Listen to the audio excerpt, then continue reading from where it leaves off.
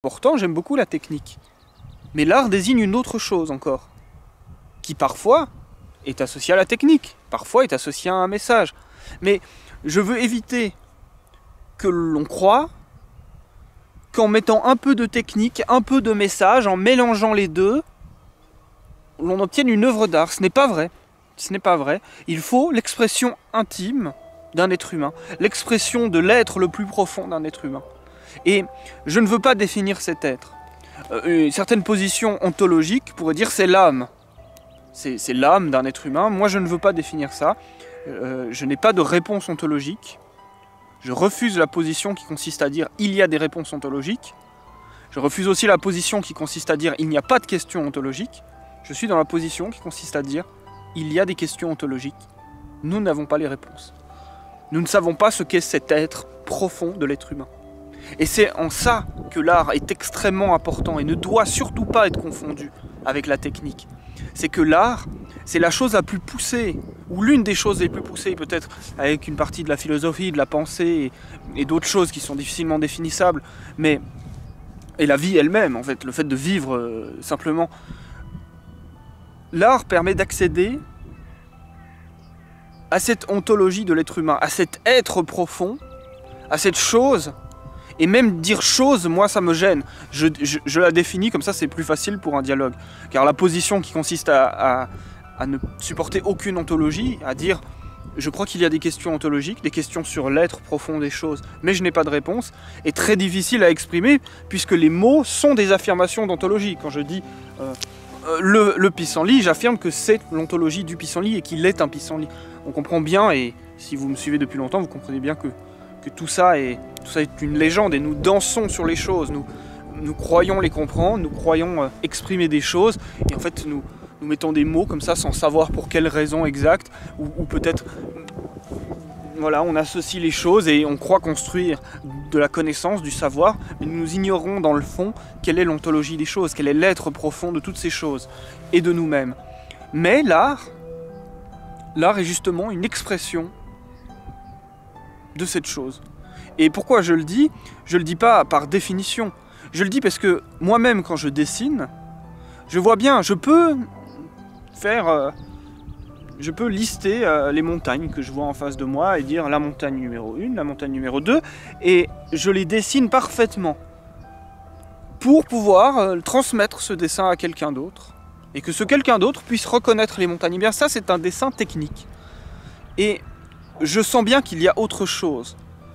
Si je dessine le visage d'une personne que je n'ai jamais vue, si je dessine le visage d'une personne que je n'ai jamais vue, je vais exprimer une partie de mon intériorité, de mon être à moi, je vais l'exprimer au travers du dessin de cette personne que je n'ai jamais vue.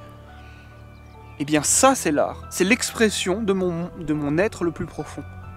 Et nous permet d'accéder à une des choses les plus grandioses à laquelle l'humanité a pu accéder. Et cette chose grandiose ne doit absolument pas, j'estime qu'elle ne doit vraiment pas être confondue avec la technique. Pourquoi? Car la technique est profondément, est à jamais, est en elle-même, dans son fondement même, n'accède absolument pas aux questions ontologiques. Les questions ontologiques, ce sont les questions de l'être, l'être le plus profond. Qui sommes-nous véritablement dans les profondeurs? Pour illustrer cette chose, cette séparation entre la technique et une chose incompréhensible pour la technique que serait l'être, eh bien il y a ce problème que certains penseurs appellent le difficile problème de la conscience. C'est surtout des Anglais qui se sont penchés là-dessus. Hard Problem of Consciousness, quelque chose comme ça, en anglais. Et pour illustrer ça, on peut par exemple imaginer un recueil de millions de pages où il y a toutes les descriptions du rouge. Tout ce qu'un être humain, comment ses comportements sont modifiés quand il voit du rouge, comment le rouge est traité par l'œil, comment le cerveau traite le rouge, quelles sont les longueurs d'onde du rouge, quels sont tous les mélanges chimiques qui produisent du rouge, comment le rouge fonctionne, des millions de pages là-dessus. Eh bien, ces millions de milliards de pages, extrêmement techniques sur le rouge, ne produiront jamais l'effet que vous avez quand vous voyez du rouge. C'est-à-dire que vous avez pu lire des milliards de millions de pages sur ce qu'est le rouge, tant que vous n'avez pas vu de rouge, eh bien, il vous manque une chose. Et cette chose que vous rajoutez quand vous voyez vraiment le rouge, malgré le fait que vous ayez lu des millions de milliards de pages sur le rouge, quand vous voyez le rouge, eh bien, vous avez quelque chose de nouveau. Cette chose nouveau, c'est votre être qui accède au rouge. Eh bien, l'art est une expression dans l'autre sens, c'est-à-dire pas de perception du rouge, mais d'expression de cet être. Et donc, l'art est profondément lié à la question ontologique. Alors, ça paraît bizarre de dire comme ça, ontologique, mais l'art est profondément lié à la question de l'être le plus profond, l'intimité la plus profonde qu'il y a au fond de nous, qui est à jamais coupée du monde de la technique. Évidemment que derrière, quand je veux faire un produit, je ne peux pas faire que de l'art. Je dois associer une technique pour que les gens trouvent ça beau, pour que les gens trouvent ça plaisant pour mettre dans leur décoration. Je vais devoir utiliser des structures qui plaisent à l'œil humain, des choses comme ça. Mais ça, c'est la technique.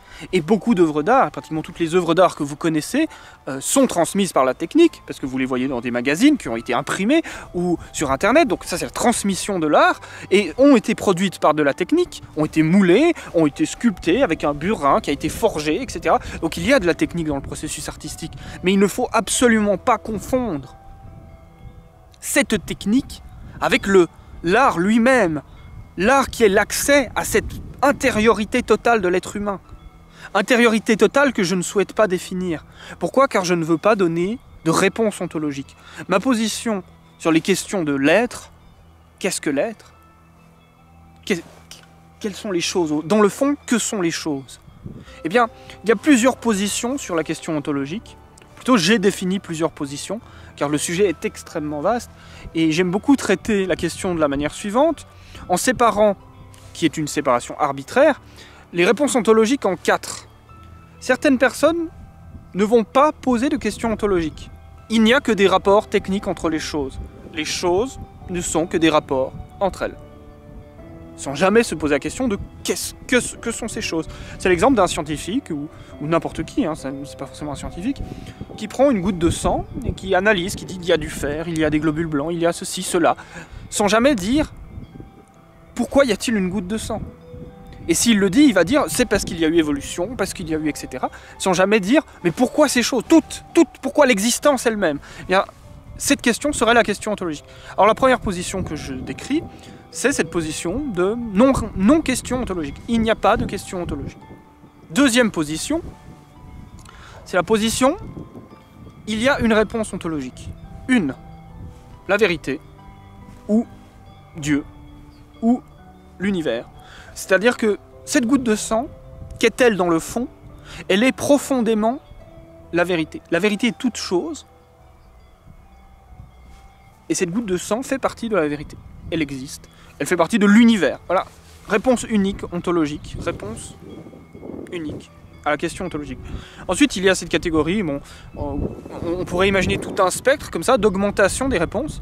2 réponses ontologiques.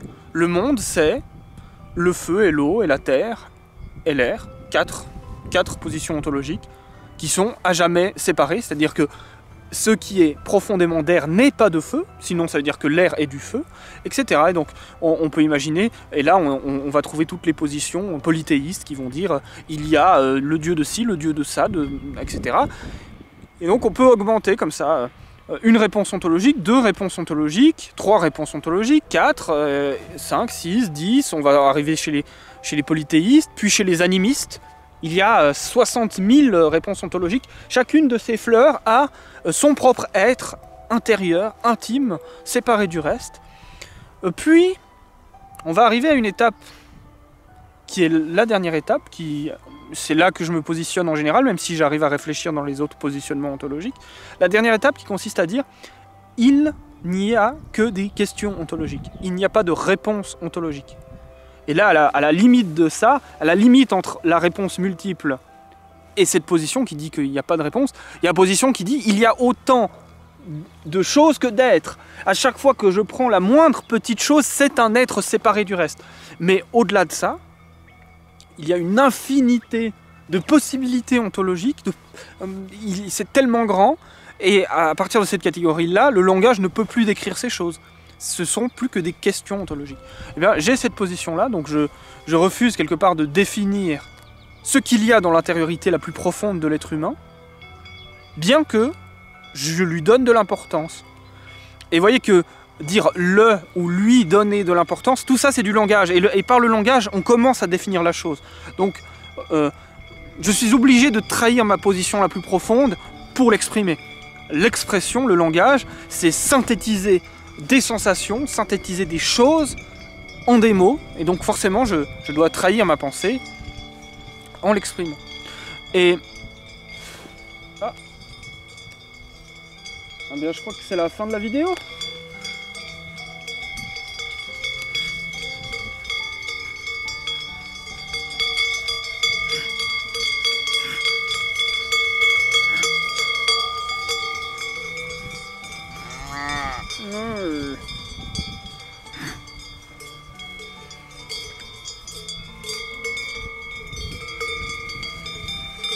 Voilà.